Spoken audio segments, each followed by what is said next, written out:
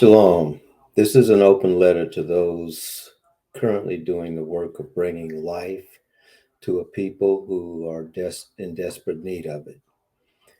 I speak to those who are the 30 something through 50 somethings, those of you who know what your mission in life is and are presently engaged in fulfilling that mission.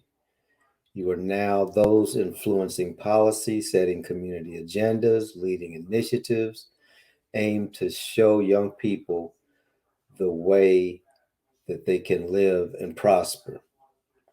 You're living in a time of great contradiction. On one hand, the enemies of our community, both inside and out, are prosecuting an all out war to destroy our community, and they're using the children to do it. On the other hand, many of you work with this generation that has been chosen by the Most High to be light bearers. They are the ones that are going to lead this dark world into the light of righteousness. And their generation came out of the womb prepared to do the work when the time comes for them to assume the place of leadership that they are destined to occupy. This is why the enemy is so pernicious in wanting to destroy them. The Most High has chosen you to prepare that generation. The work that you currently do represents your godly assignment in that regard. So, as an elder from the generation preceding you, I have some unsolicited advice, which I'm hoping will assist you as you carry out your assignment.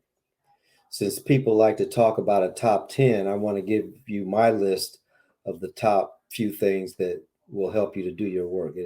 There aren't 10, but there are about 7 or 8. Number one, acknowledge your Creator's hand in your being where you are and doing what you're doing. Understand that the assignment that you have and that you're carrying out actually came from the heavenly realm. It just didn't pop up into your head. Seek the wisdom from above, therefore, by meditating on your Creator and your daily assignment. And that is in Proverbs chapter 3. Number 2, be resolved that though the needs of the community are great, you are only responsible to carry the torch given to you based on your gifts and your talents. Number 3, if you have not already done so, immediately identify your successor.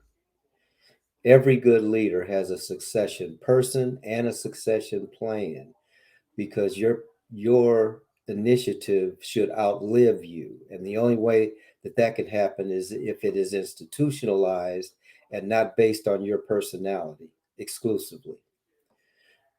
Train your successor by taking them with you in all of the meetings, both the struggles and the successes and the triumphs. Let them be with you during all of that. Give them graduated assignments based on their talents and also based on your needs. Know when to turn over the reins and then do it. Number 4, identify 2 or 3 individuals or programs that do work that's complementing the work that you have been assigned to do. And with those 3 individuals or programs, schedule regular check-ins with them. You can use prayer times. You can do book studies together. You can do continuing political education together. Certainly, you can just kick it at the club, but you need to stay with the people who are thinking like you.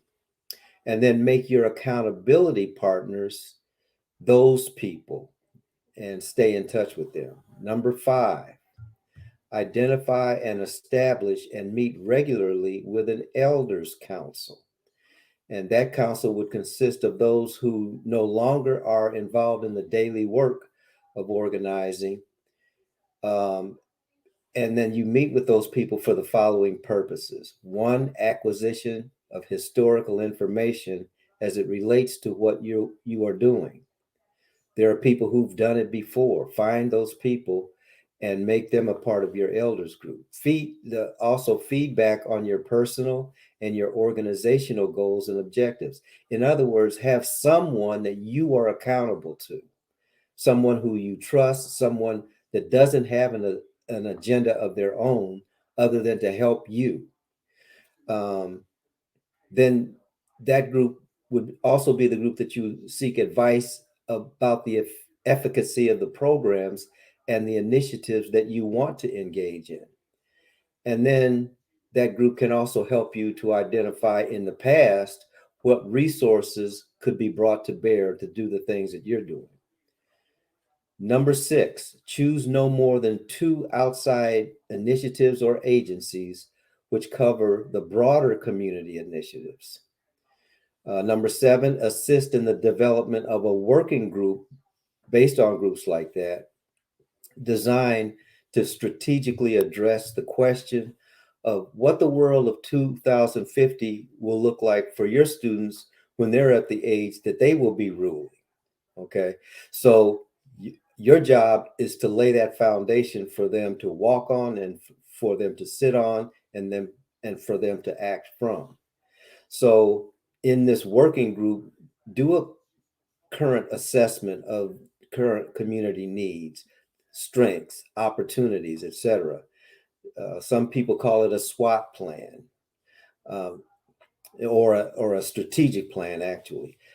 Develop a set of family and institutional expectations that will be presented to the overall community.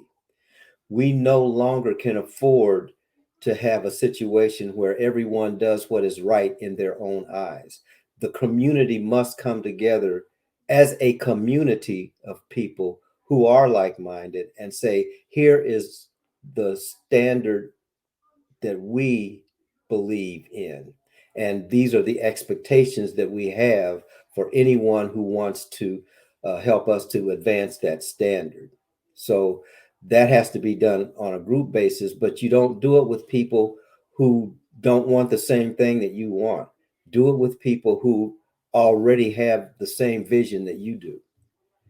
So if you follow those suggestions, the quality of your life and the quality of your work will be such that you have the right energy, you have the right enthusiasm, you have the right clarity of thought, and most importantly, you have the right frame of heart and mind to carry this baton that's already been handed to you as you run your leg of this race. Father bless you and keep you. Shalom.